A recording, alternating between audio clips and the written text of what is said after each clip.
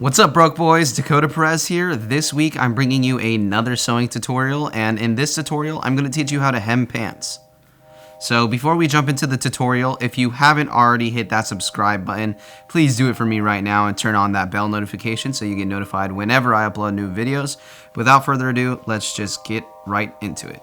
So hemming is basically one of the most basic tailoring techniques you can learn. All it is shortening the length of the legs of pants. So I have this pair of some lightweight, stretchy, nylon, polyester, water resistant, breathable, crotch gusseted pair of pants that I've been meaning to hem because I'm going to create a cropped pair of pants. I am not necessarily gonna be calling this like a cropped pants tutorial because this skill can be used to shorten the length of the pants any amount that you please. So if you want to make some cropped pants, you can do that, or you can take pants that have some really long pant legs and just make them the correct length around your ankles or whatever you prefer. So in this tutorial I will give you all the skills that you will need to do that. But first, let me name off all the supplies I will be using. Obviously I have my sewing machine because it is a sewing tutorial. I have a tape measure to measure out some different things on the pants that I will be measuring later. I have a seam ripper in case I make any mistakes, and I can use this to undo those mistakes. I have a white colored pencil to mark where I am going to be cutting the pants. And I have pins which will help me later in the sewing part of this tutorial. And then finally, I have my big ass scissors, to cut pants. The first thing you're going to want to do is turn your pants inside out. Now, you can do the markings and cutting off the excess fabric without turning the pants inside out, but I just like doing this because they have to be inside out for when you're doing the sewing, so we're going to start off with that. Once your pants are inside out, you're going to be prepared to do the measurements and the markings that you'll need for what you're going to be cutting off of these pants to make them shorter. So if you're not sure exactly how short you want these pants and they're kind of long, what you're going to want to do is throw the pants on and then mark the pants on your leg where exactly you want the cutting to start while you're wearing the pants so you know exactly where they are. I'm not doing that today because I know exactly where these sit and I'm going to be taking 3 inches off of this. So in order to take off 3 inches, I'm going to be marking at the 2-inch mark of the leg, and then after that, when I actually do the stitching, I'm going to have a 1-inch hem, so that accounts for the 3 inches because you got to turn it inside out and sew it. So basically, all I'm doing right now is marking it 2 inches and drawing a straight line, and I'm going to be following that line to cut. You're going to want to make sure your pants are as flat as possible when you're doing the measurement, just so there's not one side of the pant that's higher up, meaning the front or the back kind of being obstructed. So I have this pant leg laid very flat, and I'm going to measure 2 inches up on either end, it doesn't matter, left or right end of it, and I'm going to put a mark at that 2-inch mark because that's where I will be actually cutting fabric off. So got my tape measure, 2 inches. If I lay it up against the corner here and mark it with my colored pencil, you can use chalk, colored pencil, basically anything that you prefer, anything you're willing to mark your clothes with. Marking your clothes in this type of situation doesn't really matter that much because you're going to be cutting it off anyways. So what I like to do is I like to put markings on either end of the leg and then lay my tape measure across and then draw a straight line just so I can follow that line really easily, and then the cut that I make is as straight as possible.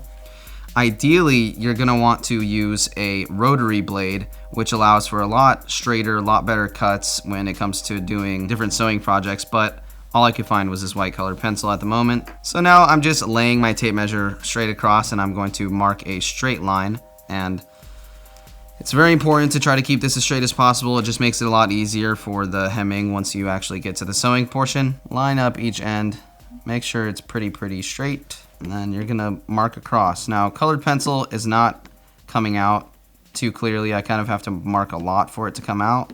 So keep that in mind. Chalk is definitely a lot better. They have special fabric colored pencils and things like that to use for marking. That is just something you want to keep into consideration. You can kind of see where I marked, and I'm going to be cutting along that line. You are going to repeat this measuring and drawing process for the other pant leg and then removing the fabric just like I'm about to do with the other pant leg as well.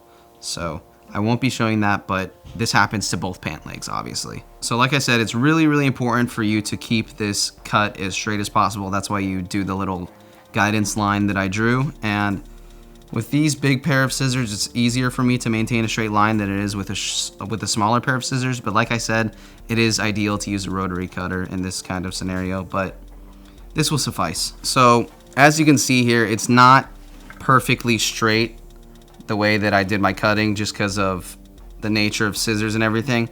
And that's okay, but just know that if your cut is not that straight, like this one kind of ended up kind of jaggedy and more fabric on this side.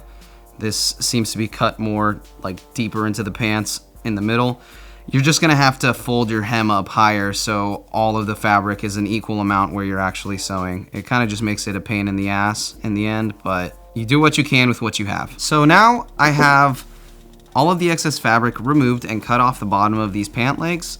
You can save the scraps for whatever you'd like, or toss them, or do whatever you want. I like to keep my scraps and use them in future projects, or just figure out ways of recycling the fabric if I can. So I'm gonna toss these over to the side, and what you're gonna be doing next is using the pins. So get your pins ready. So the reason why we have the pants inside out is because what you need to do is grab the pant leg and then flip it up like this, and you're going to be pinning the pant, and pinning will keep the fabric in place and it won't move that much. So I'm going to be doing about a 1-inch hem. So I'm going to flip these pants up 1 inch. I'm going to use my tape measure to make sure that it is 1 inch all across the board.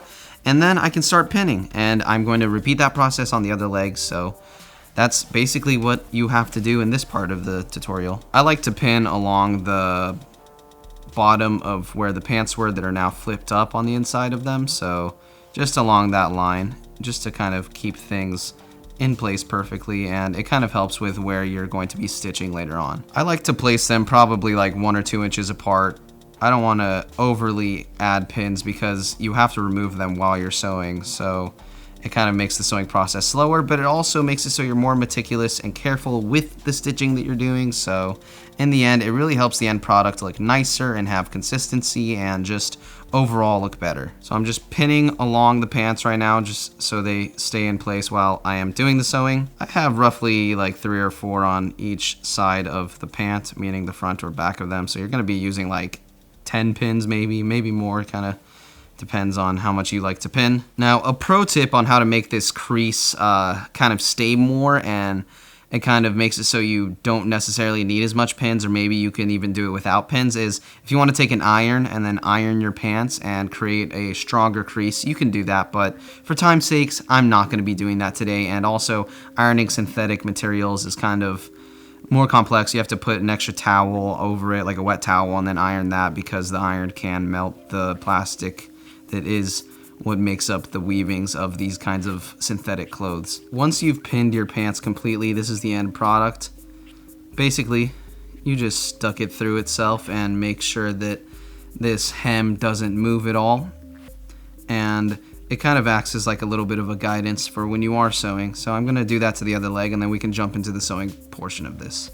So what I meant earlier about how it's kind of more difficult when you have a less straight cut for when you are doing the hem is basically you have to account for the dips in the fabric. So you have to kind of raise it up a little bit higher so it can reach at the same point, because you want to be doing a straight stitch all the way around so there's uniform.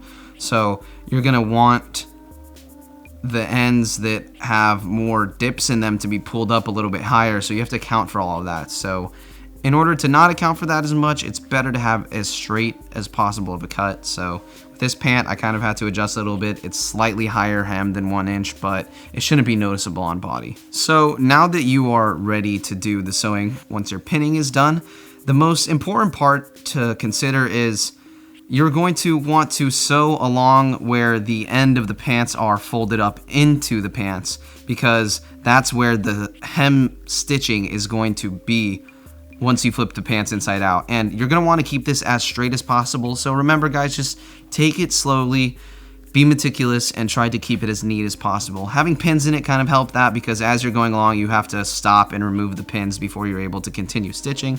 So with that being said, you're going to start off with a back stitch, meaning that you go forward and then go backwards right over that stitch in order to ensure that there is no fraying and no thread undoing itself.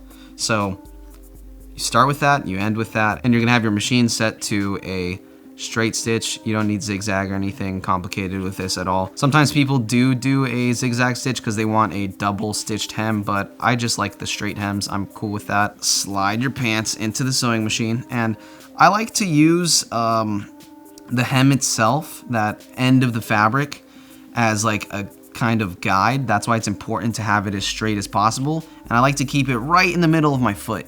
So that's the goal that I'm trying to achieve, and it helps me with having a more uniform stitch all the way around. So I'm going to take out this first pin here and begin, and I'm just going to slowly work myself around the pant leg, and I'm going to repeat that for the other pant leg, and that's basically all you need to do this tutorial. Alright, now I'm going to reverse my machine to get the back stitch, and then it'll be secured.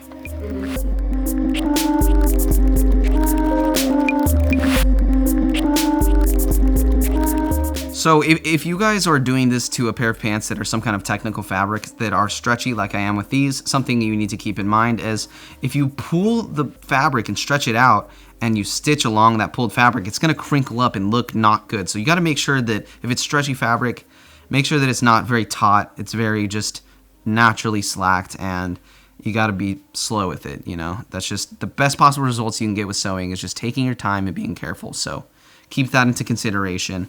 And, you know, just have a steady hand. That's all I can say for tips.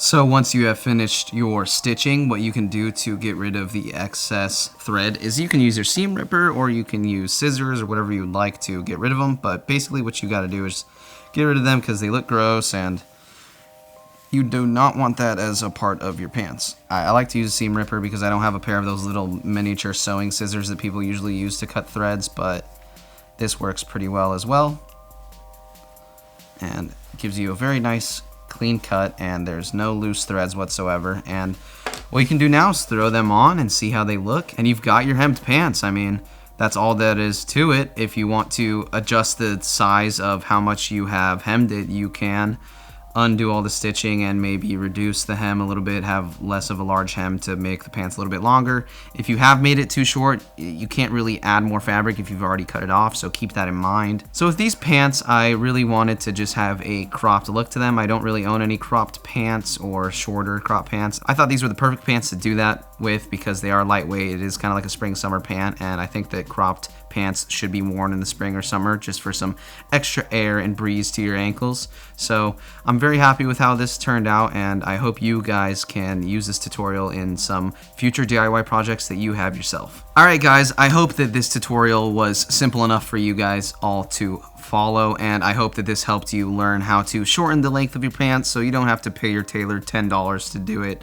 And if you enjoyed this video, please comment down below more sewing tutorials that you would like to see in the future. I'll do whatever kind of sewing tutorials you guys would like to see. I'm always down to learn new things that I haven't learned in the past, so throw anything at me and I will teach myself and then relay all of the info to you guys with all the errors that I made and the wisdom gained from that. You guys don't have to go through that, and you can just check out my videos instead. If you enjoyed this video, please drop a like, and if you want to see more sewing tutorials, techwear videos, and fashion videos in the future, hit subscribe and turn on that bell notification. And until next time, stay Gucci.